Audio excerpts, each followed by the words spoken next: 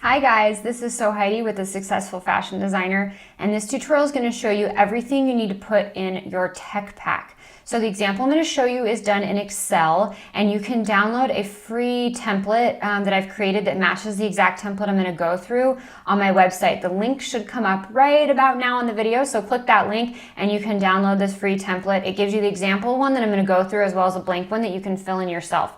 So let's get started. There's no real industry standard for exactly how things are done in tech packs or how they're put together, but there is kind of an industry standard for what you need to include. So this is going to include all the details that you need. Depending on your garment, you may have a few more or a few less details, but this is sort of a good mid-range type of garment in terms of what you're going to get in your tech pack. So the first page we have is our cover page. This is going to show us everything from the style number to the name and the season and all the information we need to know about the style as a whole. It's going to have some colored pictures or sketches, probably flat sketches that you did in Illustrator, some colored flats of what the garment looks like. At the bottom of this is a very important section. This is where your revisions go. This is where all revisions and changes are tracked within your document. So as your product goes into development, you'll track all the changes in here so you know if you changed things and when they were changed and who made them.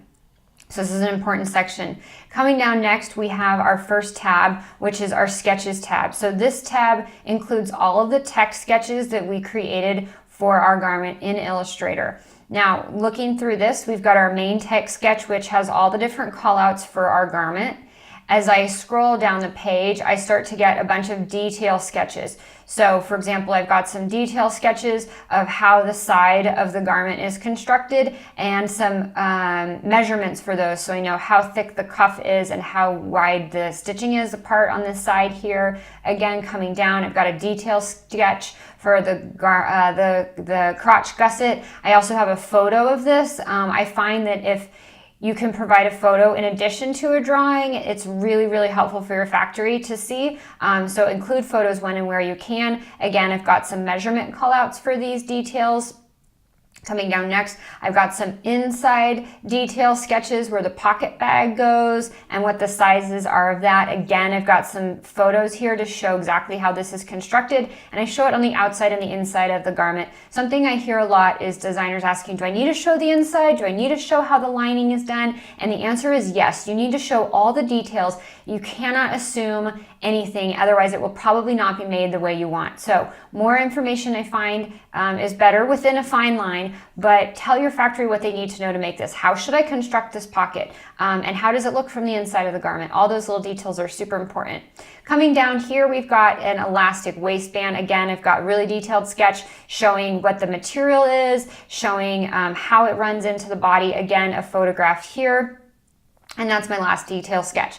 The next tab we've got is our colorways. And so this shows the two different colorways that our sketch comes in, and it shows what different portions of the garment are what colorway. So I've got A, which is my main body fabric. I've got B, which is the printed contrast fabric on the inside waistband and the inside of the cuff. And I've got C, which is my outseam thread, which is the flat lock stitch. So you can see I have that broken apart into a little chart down here by A, B, and C along the top, which is the different positions in my garment. And then I've got over here on the left the colorway. So I've got first my black and white colorway, which is here, and my black and fuchsia. And so looking at this chart, you can see the different colors that are called out here. The other thing I've got here is a note for my full scale artwork. So I have a note that my full scale artwork Illustrator file is going to be sent to them, and that's what they're going to use for reference. I do all my scale and color callouts for the actual repeats within Illustrator. Some people put them into Excel in their tech pack, but I just provide the Illustrator file, and all the specs and details are in there for the factory to go through. The next tab on my tech pack is the BOM, B-O-M. A BOM stands for Bill of Materials, and this is essentially every single item that is used to create your garment. So what I mean by that, it includes your fabric, it includes the elastic, it includes any interfacing, it includes hang tags, it includes labels, poly bags that your garment is folded in, tissue paper if it's folded with tissue paper inside of it. So if you close your eyes and picture the very finished garment, exactly how your customer, whether that be the shop owner who's buying your product at wholesale or the person who's buying, the end use customer is maybe getting your product in the mail from you, picture exactly how that product is in their hands when they get it from you. The very first point of contact they get it from you, that is everything that goes into your BOM. So again, it includes all those packaging materials. So I have this broken out into 3 sections. 1 is fabric, 2 is trims, and 3 is labels and hang tags, okay? And so what I've got here is the different type of fabric, who's the supplier. Now, the factories I work with are full service, and so they source everything, so I put vendor to source. If you sourced all your own materials, you would put the vendor in here, what the reference number is, the description of it, any finishes, the content, the weight, the construction, and the colors for the different colorways that you have in your garment. Again, we have elastic.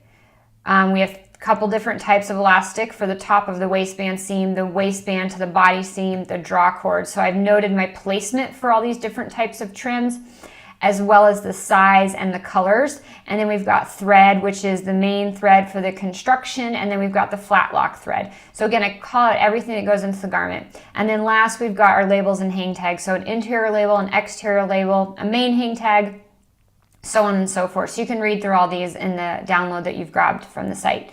And then next in the BOM, I do like to include a fabric map. So this is a little bit reiterative of what we saw in the colorways, where we can see where the contrast fabric goes. But I do like to do this just for good measure to show exactly that in the green portion is fabric A and in the yellow portion is fabric B. It's really clear to see what fabric goes in each position. And so you can see in my fabric map, I've got the reference is fabric A is the body fabric and fabric B is the contrast fabric. And so that matches up to the fabric A and B that you see right here. All right, the next page we have in our tech pack is a graded spec. Now, this is something that I do not personally create from scratch. This is something that I work with either a pattern maker or a technical designer to come up with. But what the graded spec is it is a set of POMs, which are points of measure. So you can see right over here, we have POM description. So point of measure. These are different points of measurement on your garment, and those are determined by measuring a flat garment. It's not measured on the body. Now, these vary from garment to garment, and as I said, I do not create these specs myself. This is a little bit more in the realm of a technical designer or a pattern maker, but what you have here is your POM description. So half waist at top edge. So this is if the garment is laying flat, the pair of leggings is laying flat, and I would measure half of the waist along the very top edge. So you can read through all of these, and there's kind of you can kind of get the gist of what they are and how to measure them by the POM description. You'll also notice that they have a POM code over here. And so this code relates back to a master document that I have that has diagrams for how to measure all of these. Some designers include individual sketches with how to measure every single garment. It's debatable whether or not that's how you should do it, and it kind of depends on how many garments you're producing. If you're only producing a few garments and they're all very different, then I would include the Illustrator flat sketch with diagram exactly how to measure each point within your tech pack. If you're creating a bunch of collections and using some of the same silhouettes and same body styles over and over, it's kind of worth it to create this master guide. It's a little more detailed of a thing. I'm not going to go into super detail right now.